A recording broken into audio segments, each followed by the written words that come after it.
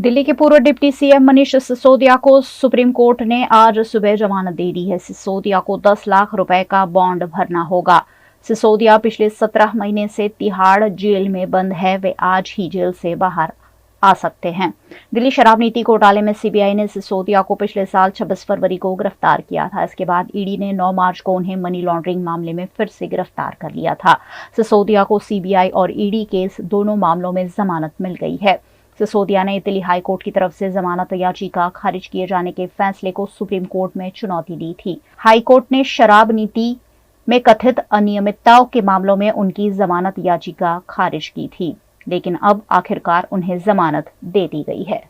भगवान श्री भोलानाथ महादेवનો પવિત્ર શ્રાવણ માસ છે અને સત્યની જીત થઈ છે। આજે ભારતની સુપ્રીમ કોર્ટ દ્વારા ભારત દેશમાં શિક્ષા ક્રાંતિ લાવવાવાળા દેશના સૌથી આદર્શ ભૂતપૂર્વ શિક્ષા મંત્રી માનનીય શ્રી મનીષ સિસોદિયાજીને જામીન આપવામાં આવ્યા છે। ભાજપ દ્વારા ષડયંત્ર કરીને દુષ્કૃત્ય કરીને ખોટા આરોપો લગાવી અને સારામાં સારું શિક્ષણ ક્ષેત્રમાં કામ કરવાવાળા માનનીય મનીષ સિસોદિયાજીને ખોટી રીતે જેલમાં પૂરવામાં આવ્યા હતા।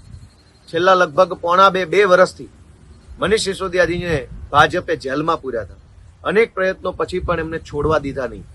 આ સિવાય ભાજપે એમને અનેક વખત લોભ લાલચ આપી કે મનીષ સિસોદિયા આમ આદમી પાર્ટી છોડીને જો ભાજપમાં જોડાઈ જાય તો ભાજપ એને જેલમાંથી છોડી મૂકશે અને એના ઉપરના ખોટા આરોપો બધા રદ કરશે। પોણા બે વર્ષ સુધી જેલમાં રહેવાનું પસંદ કર્યું, પરંતુ ભાજપ સામે સરેન્ડર કરવાનું પસંદ ન કરનાર મનીષ સિસોદિયાના સંઘર્ષની આજ રોજ શાનદાર જીત થઈ છે। ખૂબ જ ખુશીનો દિવસ છે। એક શાનદાર નેતાને સુપ્રીમ કોર્ટમાંથી ન્યાય મળ્યો છે, જમાનત મળી છે, જામીન મળ્યા છે। ખૂબ ખુશીનો દિવસ છે। હું મનીષ સિસોદિયાજીનું સ્વાગત કરું છું સક્રિય રાજનીતિમાં। આમ આદમી પાર્ટીના સૌ કાર્યકર્તાઓને શુભેચ્છા।